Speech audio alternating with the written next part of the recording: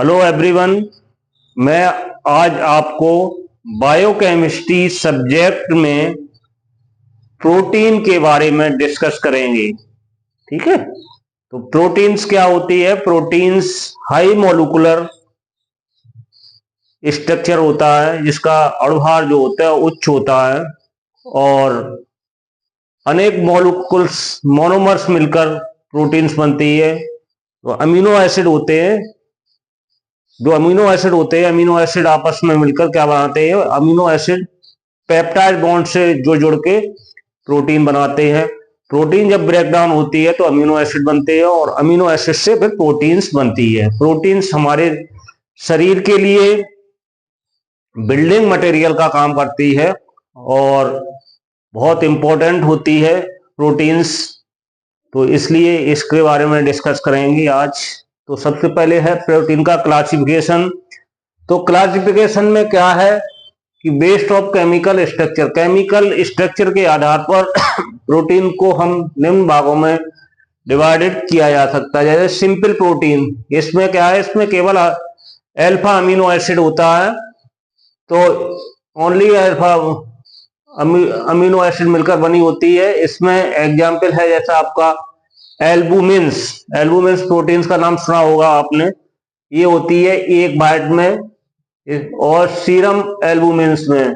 दूसरी है globulins, globulins ये है सीरम प्रोटीन्स में होती है। तीसरा ग्लूटामिलीन, ये ग्लूटीन प्रोटीन्स होती है जो गेहूं और जौ के ऊपरी भाग में पाई जाती है। स्क्लेरो प्रोटीन्स, ये हेयर और नेल प्रोटीन्स बोलते हैं, इसमें हेयर में और नेल में प्रोटीन होती है। उसके बाद है प्रोटामीन्स, ये स्पर्म प्रोटीन्स में होती है। इसके बाद हिस्टोन प्रोटीन्स, ये थाइमस ग्लैंड प्रोटीन्स होती है। तो ये थी सिंपल प्रोटीन्स। ठीक है, अब दूसरी है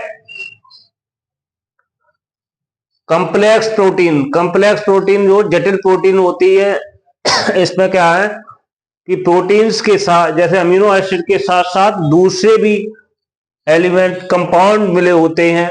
ठीक है, जैसे इसका एग्जांपल है आरएनए और डीएनए, राइबो न्यूक्लिक एसिड और डी न्यूक्लिक एसिड।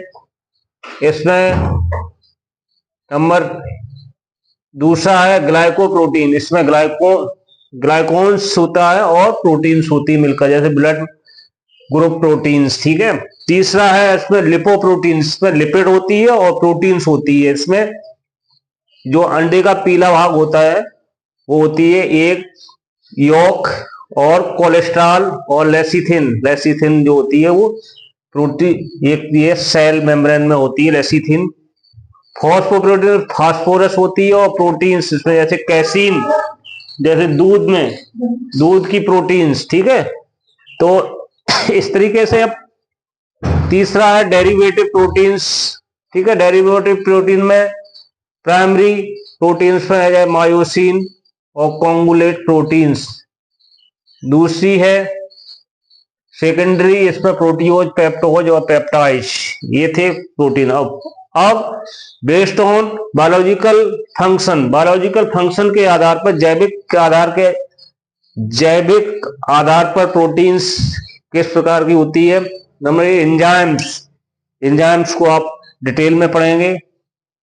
दूसरा होता है स्टोरेज प्रोटीन्स, इसमें है कैसीन और फेरेटिन्स।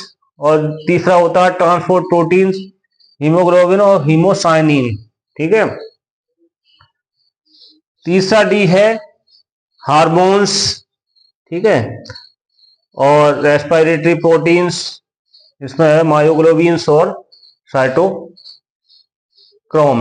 ठीक है, और proteins and protein amino acid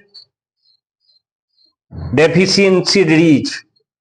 protein और अमीनो एसिड की कमी से कौन कौन सी बीमारी होती है? तो नंबर एक है मेल न्यूट्रिशन।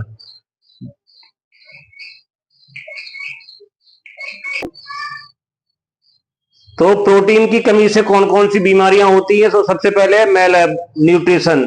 मेल न्यूट्रिशन का मतलब ये होता है कि हमारे देश में प्रोटीन्स की कमी ज्यादा है, तो बच्चों को प्रोटीन्स, उनके डाइट में प्रोटीन्स कम मिल पाती है, तो इससे उनका पूरी तरीके से विकास नहीं हो पाता है, डेवलपमेंट नहीं हो पाता है, तो इसे इस बीमारी को बोलते हैं मेल न्यूट्रिशन। दूसरी बीमारी मेल एब्जॉर्प्शन। प्रोटीन की कमी होती है तो कुछ कमी मुंह से खाना लेने में प्रॉब्लम होती है, तो ये भी जो है एब्जॉर्प्शन नहीं हो पाता है, प्रोटीन की ही कमी से बीमारी होती है। तीसरी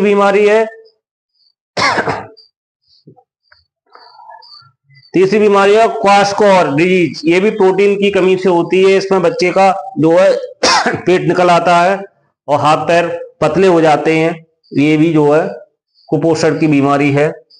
एनोरेक्सिया नर्वोसा, ये भी जो है प्रोटीन की कमी से होता है। एनोरेक्सिया, इसमें एब्जॉर्प्शन की कमी होती है, ठीक है। सिरोसिस का मतलब होता है कि लिवर, अगर प्रोटीन्स, जब अमीनो एसिड की कमी हो जाएगी तो जो है लिवर प्रॉपर रूप से वर्क नहीं करेगा। दूसरा है प्रोटीन इंटॉलरेंस। कुछ कंडीशन में प्रोटीन लेने में प्रॉब्लम होती है, जैसे इंटॉलरेंस का मतलब होता है जैसे कैसीन प्रोटीन है, दूध, जैसे गाय का दूध लेने से कुछ लोगों को क्या होती है, उसमें एलर्जी हो जाती है। इससे दूसरी है मिथाइल कीटोनूरिया, ठीक है, सॉरी फेनिल कीटोनूरिया। ये मेटाबॉलिक डिसऑर्डर है, जिसमें क्या हो, फेनिल एलानिन को टायरोसिन में चेंज नहीं हो पाता है, ये भी प्रोटीन्स की कमी से होता है, तो उसको ये टायरोसिन अमीनो एसिड अलग से दिया जाता है। Thank you. मैं आप लोगों से डिस्कस करते हैं, और प्लीज सब्सक्राइब चैनल। और अब रह गया आपका चैप्टर में क्वालिटेटिव टेस्ट रह गए प्रोटीन्स के, उसके बाद अमीनो एसिड रह गए, वो आपको नेक्स्ट वीडियो में पढ़ाएंगे। तो अगर हमारे चैनल को सब्सक्राइब करें और आप लोग ढंग से पढ़ें, और कोई चीज समझ में नहीं आए तो आप इस चैनल पर कमेंट कर सकते हैं। थैंक